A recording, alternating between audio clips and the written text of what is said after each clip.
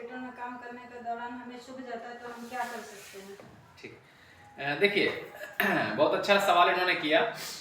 ये disposal syringe है और अक्सर ये हॉस्पिटल में काम करने के दौरान हमारे नर्सिंग स्टाफ से, जीडीएस स्टाफ से या जो भी इनके संपर्क में आते हैं हाउसकीपिंग स्टाफ, उनमें क्या होता है, ये चुभ जाता है।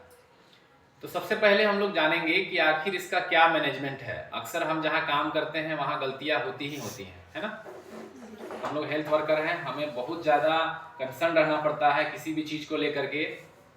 तो कुछ नियम कानून बना है कि अगर हॉस्पिटल के दौरान ये इन्फेक्टेड नीडल हमें अगर चुभ जाता है तो सबसे पहले तो हम आप लोग को बता चुके हैं कि कोई भी सिचुएशन आए, किसी भी स्थिति में एज ए हेल्थ वर्कर, सबसे पहला काम आप लोग क्या बताए हैं?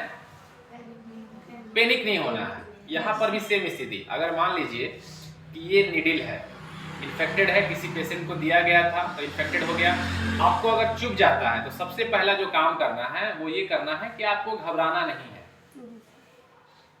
अक्सर चुभ जाता है और हमेशा चुभता ही है। अगर आदमी काम करेगा, इसके संपर्क में आएगा तो गलतियां होंगी ही, ठीक है। तो सबसे पहला काम, हमें पैनिक नहीं होना है, घबराना नहीं है। दूसरा, हमें जिस जगह पे प्रिक हुआ है, जिस जगह पे निडल हमें लगा है, जहां से ब्लड आ रहा है, उस जगह को जो है हम लोग प्रेस नहीं करेंगे, दबाएंगे नहीं। अक्सर हम लोग को गांव में या कहीं भी देखा गया है, कहीं भी चुभ गया, कट गया तो हम लोग उसको दबाते हैं, स्क्यूज करते हैं। ये बिल्कुल गलत प्रैक्टिस है, क्योंकि हम बताए थे आपको, किसी भी चीज को आप दबाएंगे तो उतने देर तक, जितने देर तक आप दबाएंगे वहां पे प्रेशर रहेगा। जैसे उसको आप छोड़ेंगे तो वो दोबारा से खींचेगा चीजों को। बात समझ आ रही है?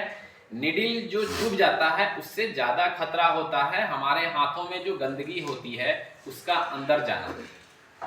तो हमारा सबसे पहला काम होना चाहिए कि अगर हमें निडल चुभ गया है तो हम उसको रनिंग वाटर में लेकर के जाएं। जहां भी बेसिन है, जहां भी कोई पानी वगैरह का स्रोत है, रनिंग वाटर, वहां ले जाके इसको हम करेंगे। उससे क्या होगा कि हमारे हाथ के अगल बगल अगर कुछ भी इन्फेक्टेड चीज होंगी, बैक्टीरिया, वायरस या गंदगी होगा, वो क्या करेगा, धुल जाएगा। बात समझ रहे हैं? क्योंकि उसका अंदर जाना खतरनाक है। निडल चुभ जाने से ज्यादा खतरनाक है जो बैक्टीरिया, वायरस हमारे हाथों में है, काम करने के दौरान वो अंदर चला जाता है। तो किसी भी केस में हम उसको दबाएंगे नहीं, रनिंग वाटर में ले जाएंगे, अच्छे से साबुन लेकर के हम उसको धोएंगे। फिर इसके बाद गॉज या कॉटन लेकर के उसमें थोड़ा बेटाडीन लगा के उसके सराउंडिंग में साफ करेंगे। बात समझ में आ गया? ये काम हम अपने आप में और सबसे पहले खुद करेंगे। इसके बाद हम इसका इंसिडेंस रेज करेंगे। इंसिडेंस का मतलब हुआ एक दुर्घटना हुई, ये दुर्घटना ही हुई, हम ये चाहते नहीं कि ये हो, लेकिन ये हो गया। हम जाएंगे इन्फेक्शन कंट्रोल नर्स के पास, जिसको हम लोग बोलते हैं ICN। हर हॉस्पिटल में ICN होता है, इन्फेक्शन कंट्रोल नर्स होता है, इन्फेक्शन को कंट्रोल करने के लिए। हम उनके पास जाएंगे, उनको सारी बात बताएंगे कि मेरे काम करने के दौरान ये निडल जो है हमको चुभ गया है, ठीक है ना। वहां से हमारा शुरू हो जाता है हॉस्पिटल का सारा प्रोटोकॉल। बात समझ आ रहा? उस चीज को नोट किया जाएगा कि फलना स्टाफ को जो है निडल प्रिक हुआ है। अब देखा जाएगा कि ये जो इन्फेक्टेड निडल है या इन्फेक्टेड सिरिंज है, इससे किस पेशेंट को इंजेक्शन दिया गया था। बात समझ रहे हैं? उस पेशेंट को HIV था, उस पेशेंट को हेपेटाइटिस B था, या उस पेशेंट को हेपेटाइटिस C था, या और भी किसी प्रकार का ब्लड इन्फेक्टियस डिजीज था, मतलब ब्लड के संपर्क से होने वाला बीमारी, है ना, कि उसका ब्लड अब मेरे ब्लड में आ गया तो क्या परेशानी हो सकती है।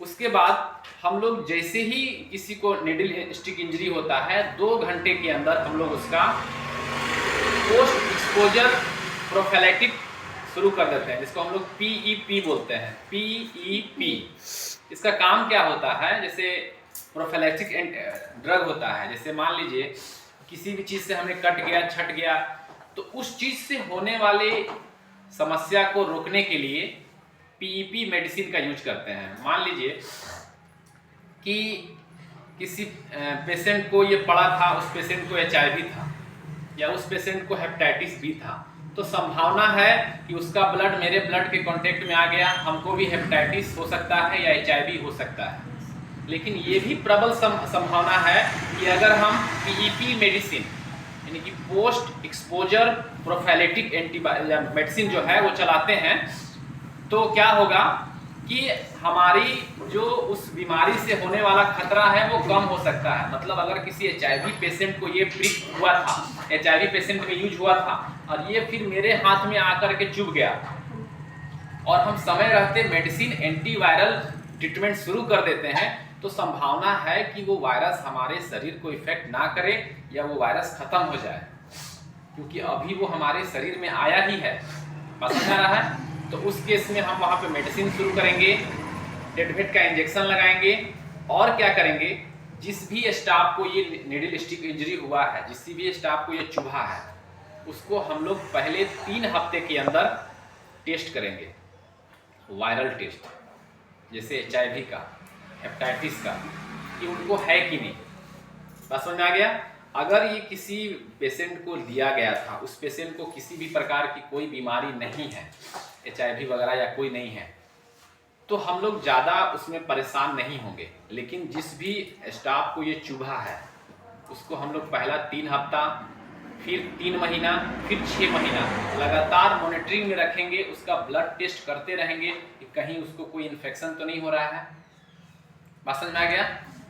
इतना करने के बाद हम अपने आप को सुरक्षित पाते हैं कि हमें कोई दिक्कत नहीं है। बात समझ आ रही है? तो ये एक प्रोटोकॉल है, नियम है, जो हमें हमेशा नीडल स्टिक इंजरी में करना है। ठीक है, थैंक यू।